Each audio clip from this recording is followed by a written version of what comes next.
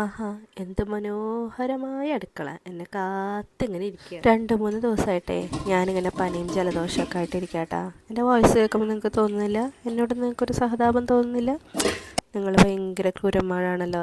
ഇത് അടുത്തളെത്തി, പുസ്തകം കൊണ്ട് വന്നേക്കാം, ഇതെന്തിട്ടാ വായിക്കാന്ന് മനുഷ്യനെ നാണം കിടത്താനായിട്ട്. 10ാം ക്ലാസ്സിൽ പഠിക്കുമ്പോൾ ഹിന്ദി നിർത്തിയതാണ്. ഇപ്പം മൂപ്പര് വന്നേക്കാം ചോദിക്കാനായിട്ട്. എന്നാലും വായിക്കാനും എഴുതാനും കേട്ടാലൊക്കെ എനിക്ക് മനസ്സിലാവും കേട്ടോ. തിരിച്ച് പറയാൻ മാത്രം ഒരു ചെറിയ ബുദ്ധിമുട്ടുണ്ടെന്നുള്ളൂ. എനിക്ക് തോന്നുന്നു നമ്മളിൽ ഒരുപാട് പേരും ഹിന്ദിയിൽ അങ്ങനെയൊക്കെ തന്നെയാണ് തോന്നുന്നുണ്ട് അല്ലേ. കേട്ട് കഴിഞ്ഞാൽ മനസ്സിലാവും, വായിക്കാൻ കിട്ടും, എഴുതാനും കിട്ടും, പക്ഷേ തിരിച്ച് പറയാൻ അറിയില്ല. എന്ത് വിദ്യാഭ്യാസമാണോ എന്തോ. 10ാം ക്ലാസ് വരെ പഠിച്ചു എന്ന് പറഞ്ഞിട്ട് യാതൊരു കാര്യമില്ല.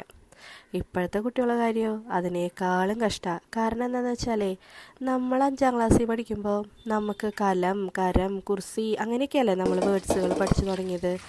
ഇവന്മാരാണെങ്കിലോ നേരിട്ടിട്ട് ചാപ്റ്റർ വായിക്കാനാണ് തുടങ്ങണേ. അപ്പോൾ ശരിക്കും പറഞ്ഞാൽ ഇവർക്ക് എപ്പോഴാണ് നമ്മൾ ഹിന്ദിയിൽ അക്ഷരമാല പരിചയപ്പെടുത്താനുള്ള സമയം കൊടുത്തേക്കണേ. അതുകൊണ്ട് തന്നെ ഇവർ ഹിന്ദിയിൽ ഭയങ്കര മോശമാണ്. അറ്റ്ലീസ്റ്റ് 4ാം ക്ലാസ്സിലെങ്കിലും അക്ഷരങ്ങളെ പരിചയപ്പെടുകയാണെങ്കിൽ വളരെ നല്ലതായിരുന്നു അല്ലേ. ഈ പറഞ്ഞ പോലെ CBSEയിലൊക്കെ പഠിച്ച കുട്ടികളുണ്ടല്ലോ ചെറുതിലെ തന്നെ, അപ്പോൾ അവർക്ക് LKG UKG ഒക്കെ തൊട്ട് ഹിന്ദി ഉണ്ടെന്ന് തോന്നുന്നുണ്ട്. അതുകൊണ്ട് അങ്ങനെയുള്ള കുട്ടികൾക്കൊക്കെ ഹിന്ദി ഇവരെ ക്ലാസ്സിൽ നന്നായി കിട്ടൂട്ടാ. പിന്നെ അതുപോലെ തന്നെ ഹിന്ദി കാർട്ടൂണുകളും സിനിമകളൊക്കെ കാണുന്ന കുട്ടികളുണ്ട്, അവർക്കും നന്നായിട്ട് ഹിന്ദി കിട്ടും. പക്ഷേ ഇവർക്കൊക്കെ ഹിന്ദി വലിയ കഷ്ടപ്പാടാണ്. ആകെ കൂടെ ഹിന്ദിയാണ് ഇവർക്ക് ബുദ്ധിമുട്ടുള്ളൊരു സബ്ജക്റ്റ്. ഇപ്പം അല്ല പറഞ്ഞപ്പോൾ എവിടെ എത്തിയത്, ഹിന്ദിയിലേക്ക് എത്തിയേക്കാം. അതൊക്കെ പോട്ടെ, നിങ്ങളുടെ വീട്ടിലെ പണിയൊക്കെ ഒതുങ്ങിയാ?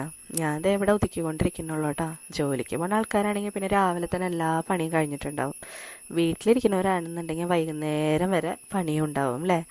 എങ്ങനെ പോയാലും നമുക്കിത് ചെയ്തേ പറ്റുള്ളൂ. അതൊരു കഷ്ടപ്പാടൊന്നുമല്ല അല്ലേ. എൻ്റെ കോളേജിൽ പഠിപ്പിച്ചിരുന്ന മേഡേ ഒരു പ്രാവശ്യം എൻ്റെ വീട്ടിലേക്ക് വന്നിട്ടുണ്ടായിരുന്നു. പുള്ളിക്കാരത്തി 2 ദിവസം നിന്നിട്ടൊക്കെ പോയി, ഫാമിലി ആയിട്ടാണ് വന്നേട്ടോ. അപ്പം ഞങ്ങൾ ഭയങ്കര കമ്പനിയാണ്.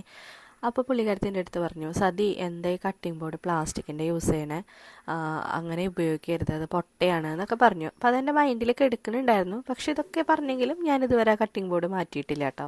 അങ്ങനെ കഴിഞ്ഞ ദിവസം ഫേസ്ബുക്കിൽ ഒരു റീല് കണ്ടു. റീലല്ല, ഒരു കുറച്ച് കാര്യമായിട്ടുള്ള ഡീറ്റെയിൽ ആയിട്ട് അവർ പറയുന്നുണ്ടായിരുന്നു. പ്ലാസ്റ്റിക്കിൻ്റെ കട്ടിംഗ് ബോർഡ്സ് യൂസ് ചെയ്യുന്നത് കൊണ്ടും പ്ലാസ്റ്റിക്കിൻ്റെ വേസ്റ്റൊക്കെ ഉണ്ടല്ലോ അതും ഈ കടലിലേക്കും പുഴയിലേക്കൊക്കെ നമ്മൾ വലിച്ചെറിയുമല്ലോ. അപ്പോൾ അതൊക്കെ വലിച്ചെറിയുന്നത് കൊണ്ടും ഈ മീനുകളൊക്കെ ഉണ്ടല്ലോ അതൊക്കെ അവറ്റതൊക്കെ വന്ന് തിന്നും. അപ്പോൾ അവറ്റയുടെ വയറ്റിലും ഈ പറഞ്ഞ പോലെ പ്ലാസ്റ്റിക്കിൻ്റെ വേസ്റ്റൊക്കെ നന്നായിട്ടുണ്ടാവും അത്രേ. അപ്പോൾ നമ്മൾ അതിനെ കറി വെച്ചൊക്കെ കഴിക്കുമല്ലോ. അപ്പോൾ കറി വെച്ചൊക്കെ കഴിക്കുമ്പോൾ അതീ കൂടി അങ്ങനെ നമ്മുടെ ഹ്യൂമൻ ബോഡീസിൽ നിന്ന് നന്നായിട്ട് പ്ലാസ്റ്റിക്കിൻ്റെ വേസ്റ്റേജ് ഉണ്ടാവുന്നുണ്ടെന്നാണ് അവർ പറയുന്നത് കേട്ടോ. പഠനങ്ങൾ പറയണത് അങ്ങനെയാണ്. അപ്പോൾ നമുക്ക് ചെയ്യാൻ പറ്റുന്ന കാര്യങ്ങളല്ലേ, നമ്മൾ നമ്മുടെ വീട്ടിലെ പ്ലാസ്റ്റിക് വേസ്റ്റ് വലിച്ചെറിയാതിരിക്കുക. പിന്നെ പ്രധാനമായിട്ടും നമ്മുടെ കട്ടിംഗ് ബോർഡ് അത് പ്ലാസ്റ്റിക്കിൻ്റെ മാറ്റിയിട്ട് സ്റ്റീലിൻ്റെ ആക്കുക.